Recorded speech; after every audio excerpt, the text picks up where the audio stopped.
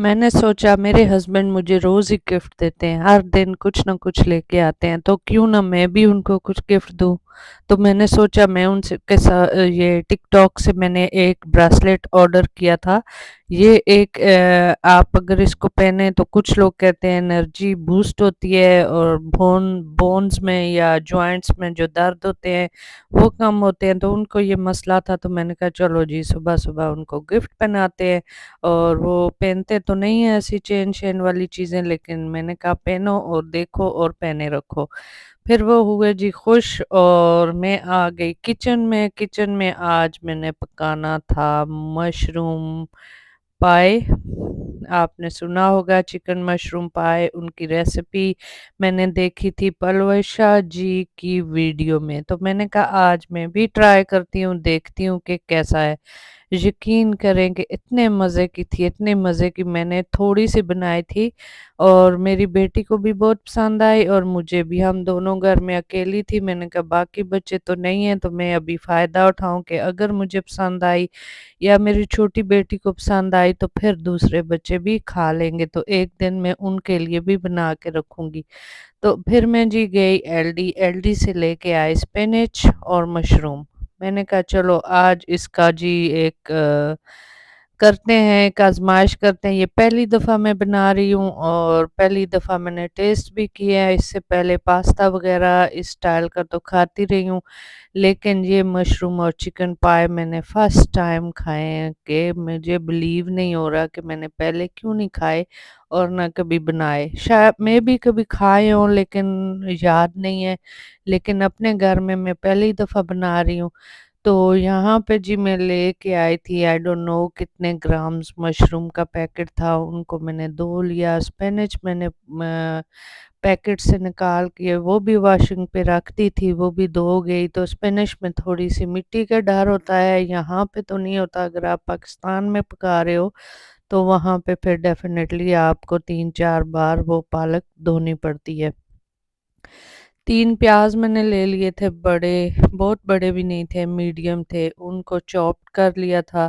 ساری چیزیں اگر آپ چاپڈ کر کے رکھ لو تو پھر بہت ایزی ہو جاتا ہے، پھر آپ کا اونلی اینڈ اونلی فوکس ہوتا ہے آپ کے چمچہ مارنے پہ، اور مسالے برابر کرنے ہیں، چمچہ مارنا ہے اور بس آنکھیں اسی پہ لگانی ہے۔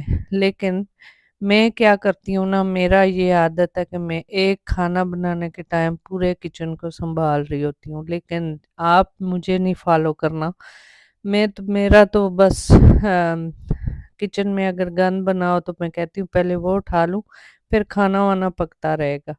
خیر میں نے کڑھائی لی، کڑھائی میں پھر میں نے آئل رکھ دیا گرم ہونے کے لیے۔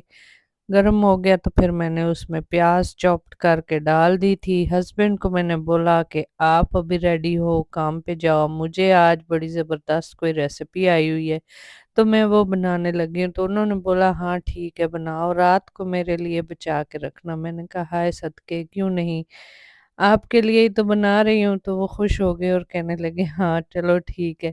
بیچ میں ان کو پتا تھا کہ یہ مذاق تو کرتی رہتی ہے، اور وہ ایسی چیزیں بہت کم کھاتے ہیں، وہ مطلب مٹن، قیمہ، چکن وغیرہ زیادہ چیزیں کھاتے ہیں۔ ایسی چیزیں جو ہوتی ہیں نا، جو کریز پاستاز، جو ہماری کڑی نہیں ہوتی پکوڑے والی، وہ والی، ابھی میں میرے منہ میں پانی آ گیا، پتا آپ کو میں وائس اوور کر رہی ہوں لیکن میرے منہ میں پانی آ گیا کڑی پکوڑا کا نام سن کے۔ اس کی بھی میں نے ریسیپی ڈالی ہوئی ہے، اگر آپ میری یہ ویڈیو دیکھ رہے ہو تو اس کو بھی کلک کر کے اس کو بھی ضرور دیکھنا۔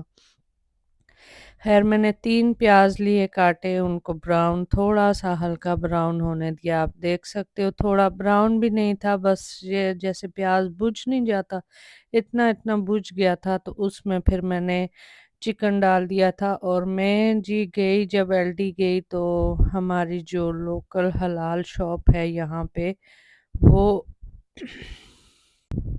وہ کلوز تھی، تو پھر میں نے کیا کیا، جو میرا فل ہول چکن رکھا ہوا تھا اس سے میں نے جو بریسٹ چکن سائڈ سائڈ پہ لگے ہوتے ہیں وہ بوٹیاں شوٹیاں نکال کے وہ کٹ کوٹ کر کے میں نے کہا نہیں جی آج تو میں نے بنانی ہی ہے ریسیپی۔ پھر یہاں پہ میں نے دیکھا کہ چکن براؤن ہو گیا ہے ہلکا ہلکا، تو پھر میں نے ڈال دی بلیک پیپر और कुटी हुई मिर्चें और थोड़ी-सी हल्दी और थोड़ा-सा नमक, उनको उनके साथ फ्राई करके ऊपर जो है आपने कॉर्नफ्लोर डालना है और उसको मिक्स कर लेना है। और जब आप कॉर्नफ्लोर करते हो, भूनते हो, तो ये नीचे लगने का डर होता है। मेरा बहुत सारा नीचे लग गया था क्योंकि मुझे एक्सपीरियंस नहीं है इसका। फर्स्ट टाइम बना रही हूँ, आपको बताया भी है। अगर कोई गलती हो गई हो तो प्लीज़ इग्नोर कीजिएगा। तो मेरी कढ़ाई नीचे से सारा उसका जो था ना कॉर्नफ्लोर का मिक्सचर, वो मैंने अच्छे से मिक्स शायद नहीं किया या क्यों, लेकिन वो चिपक गया था। लेकिन जब मैंने पलवशा के उसमें देखा वीडियो में, तो उनका चिपका हुआ नहीं था, तो मुझे लगा शायद मैं कहीं से गलत हो गई हूँ। लेकिन जब बाद में मैंने सोचा कि ये चिपका क्यों होगा ना, तो फिर मुझे याद आया कि ओह अच्छा, आई थिंक मैंने ना बराबर उसका चमचा नहीं हिलाया। फिर जब मैंने स्पिनच डाली तो स्पिनच ने पानी छोड़ा, तो वो थोड़ा-थोड़ा ना सॉफ्ट होके बाहर निकल आया जो नीचे चिपक गया था। फिर स्पिनच इतनी जल्दी बन गई थी, मतलब 1-2 मिनट में ही आपकी स्पिनच उसमें बन के रेडी हो गई थी। जब स्पिनच आपको लगे कि क्या हो गई है, नीचे हो गई है, थोड़ी सॉफ्ट हो गई है, कम हो गया है उसका क्या होती है वो जो फूली होती है, वो कम हो जाए तो उसमें आप फिर क्रीम डाल दें। क्रीम मैंने पूरा डाल दी थी, पूरी बोतल, मतलब जो मिलता है बॉक्स सा, वो डाल दी थी। और उसको फिर थोड़ा-सा बॉयल होने के लिए रख दिया था। जब वो थोड़ा-थोड़ा बॉयल हो गया तो फिर मैंने थोड़ी और ब्लैक पेपर डाली थी। और ब्लैक पेपर डाल के फिर मैंने उसमें थोड़ी चीज़ ऊपर से डाली थी। जब चीज़ अच्छे से मेल्ट हो जाए तो फिर आपने उसको निकाल लेना है एक सर्विंग डिश में, जो कि जा सके ओवन में। ओवन मैंने जला के रख दिया था 2 डिग्री पे, 200 डिग्री पे कह रही हूँ, 2 डिग्री पे।